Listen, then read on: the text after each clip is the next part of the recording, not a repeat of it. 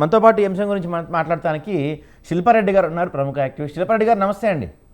నమస్తే సాయి గారు, చెప్పండి. అంటే మనం చూసాం, విద్యార్థులు ఫస్ట్ నీట్ పేపర్ లీకేజ్తో మొదలైన ఉద్యమం ఏకంగా ఒక కేంద్ర మంత్రి రాజీనామా చేసే వరకు వెళ్ళింది.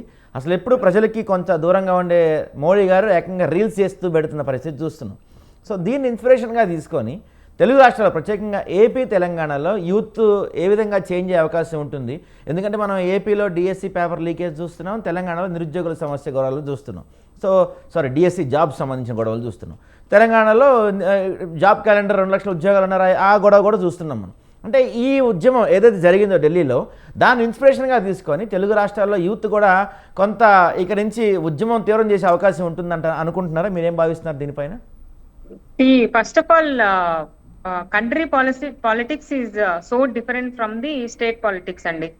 మనము స్టేట్ పాలిటిక్స్ పర్టికులర్ గా మాట్లాడాలంటే తెలంగాణ ఈజ్ కొంచెం ఫ్రంట్ ఎండ్ లో కొంచెం ముందుగా ఉంటారు. ఎప్పుడు కూడా స్టూడెంట్స్ యాక్టివ్ గా వర్క్ చేయడం కానీ, లేకపోతే లీడర్స్ కూడా కోపప్ అవ్వడం కానీ, ఎవరైనా కొత్త చదువుకున్న వాళ్ళు రాజకీయంలోకి వస్తే కొద్ది గొప్ప ఎంకరేజ్ చేయడం కానీ మీరు తెలంగాణలో చూస్తారు, ఇర్రెస్పెక్టివ్ ఆఫ్ పార్టీస్.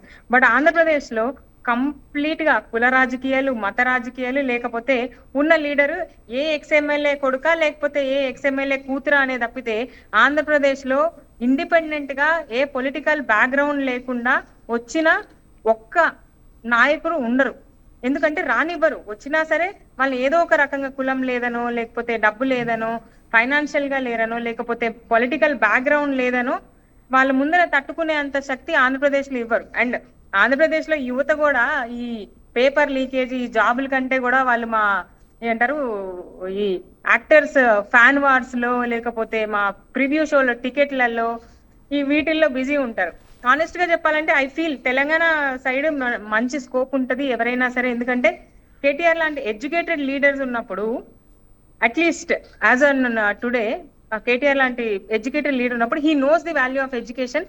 జెన్జీ ఎలా థింక్ చేస్తున్నారు, లేకపోతే వాళ్ళ ఆలోచనలు ఏంటి అని ఆలోచించి అర్థం చేసుకోగలిగే లీడర్స్ ఉంటారు. But whereas when you take in Andhra Pradesh, మాకున్న లీడరే 76 ఇయర్స్ ఉన్న అతను how can he cope up with 25 years people? చెప్పండి. ఆ ఏజ్ గ్యాప్, ఆ జనరేషన్స్ డిఫరెన్స్ ఖచ్చితంగా ఉంటది. దాంతో కోపప్ అవ్వాలంటే మిడిల్ గ్రౌండ్ ఒకటి ఉండాలి. ఆ మిడిల్ గ్రౌండ్ లో వచ్చినా సరే ఇక్కడ చాలా దారుణమైన పరిస్థితులు నడుస్తున్నాయి ఆంధ్రప్రదేశ్ లో. And coming to the conclusion of this whole topic, definite గా రాజకీయాలు మారుతున్నప్పుడు స్టేట్ రాజకీయాలు కూడా మారుతాయని ఆశిస్తాను. శిల్ప గారు మీరు చెప్తున్నారు అంటే, ఇందాక టీడీపీ నాయకులు విజయభాస్కర్ గారు చెప్తూ, అసలు గతంలో వైఎస్ఆర్సీపీ ఓడిపోయి టీడీపీ గెలవటానికి కారణమే యూత్. ఎందుకంటే లోకేష్ గారు యూత్కి బాగా దగ్గరగా ఉంటారు, యూత్తో కనెక్ట్ అయి ఉంటారు. కాబట్టి లోకేష్ గారిని చూసే యూత్ దగ్గర అయ్యే పవన్ కళ్యాణ్ గారు కూడా ఉన్నారు ఈ కూటమిలో. వాళ్ళని చూసే యూత్ అంతా అట్రాక్ట్ అయ్యి ఓట్లేసి గెలిపించారు.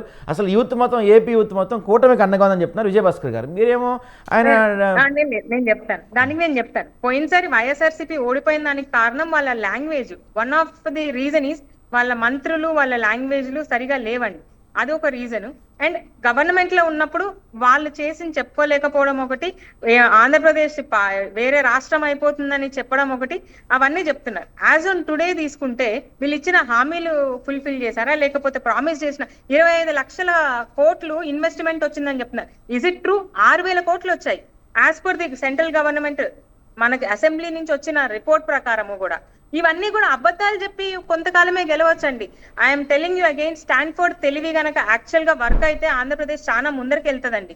But I'm not seeing those standards. Actually ఒక ఎలక్షన్ గెలవంగానే మొత్తం అయిపోయిందంటే ఎట్లండి? It's a start. I agree, Nara Lokesh గారు పాత ఎలక్షన్ కి చాలా ఎవాల్వ్ అయ్యారు, చాలా ఆయన మీద ఆయన వర్క్ చేశారు. మేము అవన్నీ కూడా గమనించాం. వి ఆల్ అగ్రీ దట్ మార్చుకున్నారు, తనే ఒక నాయకుల్లా పోర్ట్రేట్ చేస్తున్నారండి. బట్ యూత్ కి సరిపోదు కదండి. యూత్ కి ఏం కావాలి? శిల్ప గారు ఇందాక మీరు చెప్తూ అన్నారు, యూత్ అంతా బిజీగా ఉన్నారు, ఫ్యాన్ వార్స్ లో, సినిమా వాటిలో బిజీగా ఉన్నారు. సరే, యూత్ బిజీగా ఉన్నారు అనుకుందాం కాసేపు. మనం లీడర్స్ ఉన్నారు కదా, అంటే కూటమి అంటే ఎలాగో ఎన్డీఏ కూటమిలో భాగస్వామ్యం కాబట్టి కూటమి సభ్యులు పెద్దగా దీని గురించి మాట్లాడలేరు. జగన్మోహన్ రెడ్డి గారు దీని గురించి ఏదో కొంచెం మాట్లాడుతున్నారు, కాక్రోచ్ నేను కూడా కాక్రోచ్ అవుతా అని చెప్పి ఆయన కూడా మాట్లాడుతున్నారు. అయితే నా అభిప్రాయం ఏంటంటే ఏపీ యూత్ కానీ లీడర్స్ కానీ ఎవరు కూడా పెద్దగా దీని గురించి మాట్లాడలేదు, ఎవరు పెద్దగా రెస్పాండ్ అవ్వలేదు అనేది నా అభిప్రాయం. మీరేమంటారు దానిపైన? ఈ ఇన్సిడెంట్ ప్రకారం మాకు అర్థమైంది ఏంటంటే స్పెషల్లీ ఆంధ్రప్రదేశ్ లో ప్రతి ఒక్క గవర్నమెంట్ ఎన్డీఏలోనే ఉన్నట్టుందండి. ఏ ఒక్కరు కూడా కూటమిలోంచి బయటకు ఉన్నట్టయితే అనిపిస్తలేదు. ఎందుకంటే ఒక మూమెంట్ జరుగుతున్నప్పుడు మేము అపోజిషన్ అని చెప్తున్నప్పుడు whole country is looking at ఆ ప్రొటెస్ట్ కి మద్దతుగా ఒక లిస్ట్ వచ్చిందండి. ఆ సిజెపి పార్టీ వాళ్ళు ఇన్వైట్ చేసిన దాంట్లో మిథున్ రెడ్డి గారు ఉన్నారు ఆంధ్రప్రదేశ్ నుంచి. He did not go. Invitation list లో మిథున్ రెడ్డి గారు ఉన్నారు, ఎందుకు వెళ్ళలేదు? మరి వైఎస్ఆర్సీపీయే కదా, మరి వాళ్ళు వెళ్ళి మద్దతు ఇస్తే it becomes against BJP. So as an Andhra Pradesh voter గా మాకు క్లియర్ కట్ గా అనిపించింది ఏంటంటే అందరూ కూడా ఎవరికి వాళ్ళ స్వార్థ రాజకీయాలు పాలిటిక్స్ తప్పితే ఎవరు కూడా ఆ ప్రొటెస్ట్ కి ఏమీ మద్దతు ఇవ్వలేదు. ఐ అండర్స్టాండ్ ఇఫ్ జనసేన లేకపోతే టీడీపీ బీజేపీ అంటే వాళ్ళ కూటమిలో ఉన్నారు, ఓకే. బట్ వైఎస్ఆర్సీపీ పార్టీ ఎందుకు స్టాండ్ తీసుకోలేదు అన్నది నాకు కూడా అర్థం కాలేదు. నేను కూడా ఈ క్వశ్చన్ ని రేజ్ చేశాను నాకున్న ప్లాట్ఫామ్స్ ద్వారా. నేనే కాక్రోచ్ అన్నప్పుడు మరి అదే కాక్రోచ్ అంత పెద్ద ప్రొటెస్ట్ చేసినప్పుడు మాట్లాడాల్సిన బాధ్యత లేకపోతే మద్దతు తెలపాల్సిన బాధ్యత ఉండాలి కదా. ఇంకొకటి అండి, ఇంత చిన్న వాటికి మద్దతు అంటే చాలా మంది ఏదో ట్వీట్ లేకపోతే ఏదో అంటున్నారు. బట్ రేపు అప్పల్ రాజు గారి ఎవరైతే అరెస్ట్ అయ్యారో యాక్సిడెంట్ లో వాళ్ళని కలవడానికి సంఘీభావం తెలపడానికి జగన్మోహన్ రెడ్డి గారు వెళ్తున్నారు. ఇస్ దట్ దానికి సపోర్ట్ ఇవ్వడం ఈజ్ మచ్ ఇంపార్టెంటా లేకపోతే ఈ ప్రొటెస్ట్ కి ఇవ్వడం ఇంపార్టెంటా? రైట్. అయితే ఫైనల్ గా శిల్ప గారు, ఫైనల్ గా అంటే ఈ జరిగిన ఒక్క నిమిషం అండి సార్, ఒక్క నిమిషం. ఫైనల్ గా శిల్ప గారు ఇప్పటి వరకు మనం జరిగిన ఈ ఉద్యమం అంతా చూసాము. సో ఈ ఉద్యమాన్ని బేస్ చేసుకొని ఇక నుంచి అయినా అంటే ఏకంగా కేంద్ర మంత్రిని రిజైన్ చేయించారు, మోడీతోనే వీడియోలు చేయించే పరిస్థితి వస్తుంది, మోడీని ట్రోల్ చేస్తున్నారు యూత్ అంతా. సో దీన్ని ఇన్స్పిరేషన్గా తీసుకొని తెలుగు రాష్ట్రాల్లో యూత్లో ఏమైనా మార్పు వస్తుందా? అంటే మీలాంటి చదువుకున్న వాళ్ళు ఎవరైనా రాజకీయాల్లోకి రావటం అంటే క్వశ్చన్ చేయటం పెరుగుతుందా? దాంతోపాటు పార్టీలు కూడా అరే గతంలో లేదు, యూత్ ఇప్పుడు మనల్ని అడుగుతున్నారు, మనం అకౌంటబిలిటీ ఉండాలనే ఆస్కారంతో యూత్కి తగ్గట్టు యూత్కి ఆన్సర్ చెప్పాలనే భయం ఏమైనా పార్టీలో వచ్చే అవకాశం ఉంటుందా? సార్ క్వశ్చన్ చేయడం అంటే ఖచ్చితంగా పెరిగింది సార్. లాస్ట్ ఎలక్షన్ కంటే ఈ ఎలక్షన్ కి కూడా క్వశ్చన్ చేసే వాళ్ళు అయితే డెఫినెట్ గా పెరిగారు ఆన్ సోషల్ మీడియా. అండ్ అందరూ ఏదైతే నారా లోకేష్ గారిని ఆనరబుల్ ఎడ్యుకేషన్ మినిస్టర్ గారిని రిజైన్ చేయమంటున్నారు, I don't think so sir. అది జరగదు. అంత ఈజీగా నారా లోకేష్ గారు రిజైన్ చెయ్యరు. It is not that easy అన్నది నా పర్సనల్ ఒపీనియన్. అగైన్ రెసిగ్నేషన్ ఇవన్నీ జరగవు. అండ్ మోడీ రీల్స్ గురించి మీరు మాట్లాడినప్పుడు అదే అన్నది, ఎంత పెద్దవాళ్ళైనా సరే ట్రెండ్ ఎలా ఉందో ఆ జనరేషన్ గ్యాప్ ని మీరు ఫిల్ చేసుకుంటూ ట్రెండ్ కి తగ్గట్టు వెళ్ళాలి. అంటే ఆయనకి చాలా లేట్ గా అర్థమైంది, 12 ఏళ్ల తర్వాత అర్థమైంది ఏంటంటే ప్రజలు ఎవరు ఆ మీడియా చూడట్లేదు, మీడియాలో మొత్తం మనం కొనేసాము, అది వర్కౌట్ అవ్వదు, ఇన్స్టాగ్రామ్ కి వచ్చి రీల్స్ చేస్తేనే వర్కౌట్ అవుతుందని అర్థమైంది కాబట్టి వచ్చి మాట్లాడుతున్నారు. అలానే యాక్టివ్ గా ఉండడం వేరు, క్వశ్చన్ చేయడం వేరు, పాలిటిక్స్ లోకి రావడం వేరు. ఆంధ్రప్రదేశ్ లో పాలిటిక్స్ బ్యాక్గ్రౌండ్ లేని వాళ్ళు పాలిటిక్స్ కి వస్తే ఎంకరేజ్ చేయడం అనేది ఇంతవరకు నేను చూడలేదు. బహుశా అలాంటిది ఏమైనా ఫ్యూచర్ లో జరిగితే రాష్ట్రం చాలా వరకు మారే సిచ్యువేషన్. ఎందుకంటే చదువుకున్న వాళ్ళు రావాలి, నాలెడ్జ్ ఉన్న వాళ్ళు రావాలి, ప్రజలకు మంచి చేయాలనే ఉద్దేశం ఉండాలి. అంతే తప్పితే ఇప్పుడు మీరు నన్ను క్వశ్చన్ అడిగితే దానికి ఆన్సర్ చేయకుండా వాళ్ళు చేయలేదా వీళ్ళు చేయలేదా అని తాటి వేసే ఒక పద్ధతిని ఒక సంస్కృతిని తీసుకొస్తున్నారు. ఎవరికి కావాలండి? వాళ్ళు ఏం చేశారు? వాళ్ళు ఏదో చేశారు కాబట్టి కదా మిమ్మల్ని తీసుకొచ్చిన ప్రభుత్వం. మరి మీరేం చేశారు చెప్పాలి కదా. అది కాకుండా వాళ్ళు తీసుకొచ్చారంటారు ఏంటి? అంటే మీరు కూడా అంతేనా? రేపు మిమ్మల్ని కూడా మేము అట్లే ఓట్లేసి పంపించాలా ఇంటికి? రైట్ అండి. ఒక్క నిమిషం వెంకటేశ్వర రెడ్డి గారు చెప్పండి, ఇందాక అడుగుతున్నారు మీరు. వెంకటేశ్వర రెడ్డి గారు. శిల్పా మేడం గారు కొన్ని విషయాలు బాగా చెప్పారు, కొన్ని విషయాల్లో ఏకీభవిస్తున్నాం. అయితే ఇక్కడ విషయం ఏంటంటే శిల్పా మేడం గారు చెప్పిన విషయాల్లో బ్లైమింగ్ ఎక్కువైంది. ఆంధ్రప్రదేశ్ లో బ్లైమింగ్, మనం ఏం చేస్తున్నామో చెప్పడం మానేసి పోయినసారి వాళ్ళు అది చేశారు, పోయినసారి మనం వేసే క్వశ్చన్ వేరు, ప్రభుత్వం చెప్పే సమాధానం వేరు. ఇప్పుడు క్లియర్ కట్ గా ఇప్పుడు 20 లక్షల ఉద్యోగాలు ఇస్తామని చెప్పింది కూటమి ప్రభుత్వం. అప్పటి వరకు నిరుద్యోగ భృతి ఇస్తాము, నెలకు 3,000 అని చెప్పింది కూటమి ప్రభుత్వం. ఇది ఎన్నికల మేనిఫెస్టోలో కూడా పెట్టింది. ఇంతవరకు 2 సంవత్సరాలు దాటినా ఇంతవరకు ఒక్కరికి కూడా నిరుద్యోగ భృతి ఇవ్వలేదు. ఎంతమందికి ఉద్యోగాలు ఇచ్చారో చెప్పలేదు. ఇవన్నీ అడుగుతుంటే గత ప్రభుత్వం అది చేసింది, అప్పుడు ఇది చేసింది, ఇప్పుడు ఇలా చేశారు, దేశంలో అలా జరిగిందని చెప్తారు తప్పితే ఈ ప్రశ్నకు ఆన్సర్ చెప్పరు. ఈ ప్రశ్నకు ఆన్సర్ చెప్పరు. అది రైట్ కూటమి రైట్ ప్రభుత్వంలో దాంతోపాటు వెంకటేశ్వర రెడ్డి గారు మిమ్మల్ని కూడా క్వశ్చన్ అడిగారు. సిదిరి అప్పలరాజు గారి కొడుకుకి సంబంధించిన అంశంకి అయితే జగన్మోహన్ రెడ్డి గారు ఇన్ పర్సనల్ అటెండ్ అయ్యారు. మరి స్టూడెంట్స్ ప్రొటెస్ట్ జరుగుతుంటే మీ పార్టీ నుంచి ఎవరు అటెండ్ అవ్వాలి, దాని గురించి ఎవరు పెద్దగా మాట్లాడలేదు. మరి ఎస్, మేము చెప్పేది ఏంటంటే ఫస్ట్ ఆఫ్ ఆల్ మాది రీజనల్ పార్టీ, ఆంధ్రప్రదేశ్ కి కట్టుబడి ఉన్న పార్టీ. మేము ఆంధ్రప్రదేశ్ లో మాత్రమే ఉన్నాం. మిగతా వాళ్ళలాగా ఎక్కడ ఏమి లేకపోయినా జాతీయ కొంత బీజేపీకి దగ్గరగా ఉన్నారు, కొంత బీజేపీకి దగ్గరగా ఉన్నారు. నన్ను చెప్పనివ్వండి, ఆన్సర్ నేను కదా చెప్పాలి. చెప్పండి. మీరే క్వశ్చన్ ఇచ్చి మీరే ఆన్సర్ చెప్తే మేమెందుకు ఇక్కడ? చెప్పండి. మాది రీజనల్ పార్టీ, ఆంధ్రప్రదేశ్ కి పరిమితమై ఉన్న పార్టీ.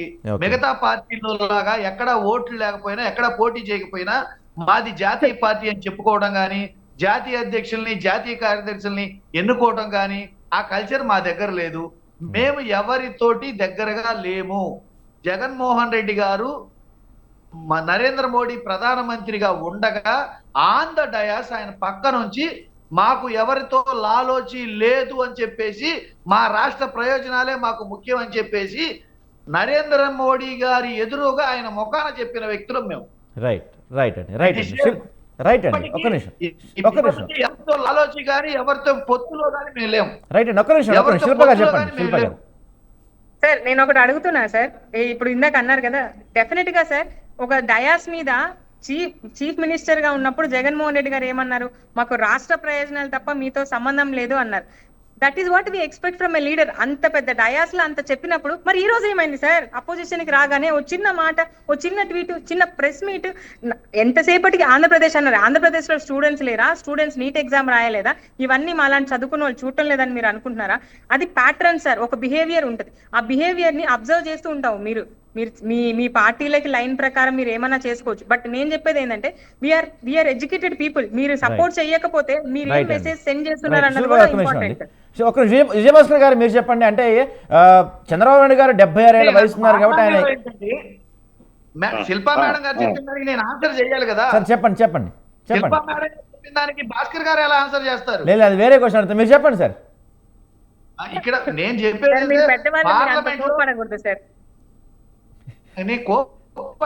సరే చెప్పండి, ఆన్సర్ చెప్పండి. వెంటనే మీరు వేసిన క్వశ్చన్లకు ఆన్సర్ చెప్పుకున్న వేరే వాళ్ళకి వెళ్తుంటే దానికి మాట్లాడాను.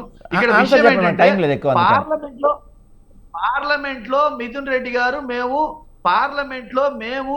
జంజీల గురించి, కాక్రోచ్లు చేస్తున్న ఉద్యమం గురించి పార్టీలో మేము క్వశ్చన్ అవర్ లో లేవనెత్తామా లేదా, మేము మాట్లాడామా లేదా, మీరు అది గమనించారా లేదా? మీరు ఏంటంటే కన్వీనియంట్ గా మీరు అనుకున్న స్థాయిలో, మీరు అనుకున్న వేలో, మీరు అనుకున్నప్పుడు వే ఆఫ్ స్టైల్లో మేము పని చేయలేదనేది మీరు చెప్పే క్వశ్చన్. మాకొక ఫంక్షనింగ్ ఉంటది, మాకొక వే ఆఫ్ స్టైల్ ఉంటది. మేము ఎక్కడ అడగాలో, ఎక్కడ అడిగి దాన్ని మెప్పించాలో చెప్పగలిగే సామర్థ్యం మాకుంటది. ఒక 1 వీక్ బ్యాక్ మీరు ఈ డేట్ ఇచ్చే ముందు నీట్ కూడా చెప్పెట్టారు, కానీ ఈ లోపల సమస్య తీరిపోయింది. నీట్ తీసేయాల్సి వచ్చింది కదా. టైమింగ్ అనేది చాలా మ్యాటర్ సార్. ఎగ్జాక్ట్ మేము పార్లమెంట్ లో మాట్లాడినప్పుడు టైం లేదా? అప్పటికి రాజీనామా చేశారా మిథున్ రెడ్డి గారు? మిథున్ రెడ్డి గారికి పిలిపించినప్పుడు ఆయన ఎందుకు వెళ్ళలేదన్నది నా క్వశ్చన్. పార్లమెంట్ లో మాట్లాడారు, నేనేం డినై చేయట్లేదు కదా, మాట్లాడారు. బట్ ఇలాంటి విషయాల్లో పిలుపునిచ్చినప్పుడు ఎందుకు వెళ్ళలేదు? And at the same time party YSRCP మొత్తం కూడా జగన్మోహన్ రెడ్డి వారు ఎక్కువ చూస్తుంది. సెషన్స్ రన్ అవుతున్నాయి, పార్లమెంట్ లో ఎక్కడ మాట్లాడాలో అక్కడ మాట్లాడారు, అక్కడ మాట్లాడి ఎక్కడ మద్దతు తెలపాలి. మరి అలాంటప్పుడు డిఎస్సీ కూడా అక్కడే మాట్లాడి వదిలేయచ్చు కదా సార్. అలానే రైతుల సమస్య కూడా అక్కడే మాట్లాడి వదిలేయచ్చు కదా. అలానే ఇప్పుడు చేసే వాటి అన్నిటికీ కూడా అక్కడే మాట్లాడి వదిలేసేయచ్చు కదా. ఇక్కడ ఎందుకు సార్ మరి చేయడము? అక్కడ మాట్లాడితే సరిపోతుంది కదా మీ లెక్క ప్రకారం. రైట్ ఒక్క నిమిషం శిల్ప గారు, టాపిక్ డైవర్ట్ అవుతుంది, మళ్ళీ మాడదాం. వెంకటేశ్వర రెడ్డి గారు ఒక్క నిమిషం అండి. అనుకున్న స్థాయిలో మేము ఇంకా ఉద్యమం చేయలేకపోతున్నాం అంటున్నారు, అంతే కదా? మేము అనుకున్న స్థాయిలో కాదు సార్, మద్దతు తెలపలేదు అన్నది మా పాయింట్. ఉద్యమాలు ఏం చేస్తలేదు సార్. మీరు అనుకున్న స్థాయిలో ఆ ప్రతి అంశంలో ప్రతి చోట మేము పనిచేస్తూనే ఉన్నాం. ప్రతి సమస్య ఆంధ్రప్రదేశ్ లో ముందుగా లేవనెత్తుతున్న ఏకైక పార్టీ మాది. రైతుల విషయంలో కావచ్చు రైట్. సో మొత్తానికైతే తెలుగు రాష్ట్రాల్లో యూత్ ఏదైతే ఉన్నారో ఇక నుంచైనా వాళ్ళు మేల్కొంటారా, ప్రభుత్వాలను ప్రశ్నిస్తారా? ప్రభుత్వాలు కూడా ఇక్కడ నుంచి, ఎందుకంటే ప్రతి విషయాన్ని యూత్ ప్రశ్నిస్తున్నారు, ప్రతి విషయాన్ని యూత్ అడుగుతున్నారు కాబట్టి గవర్నమెంట్స్లో కూడా అకౌంటబిలిటీ పెరుగుతుందా లేదా అనేది చూడాలి. ఇది వాళ్ళ బిగ్ టాక్లో అంశం. రేపటి బిగ్ టాక్లో మళ్ళీ కలుసుకుందాం. Keep watching TV. Thank you.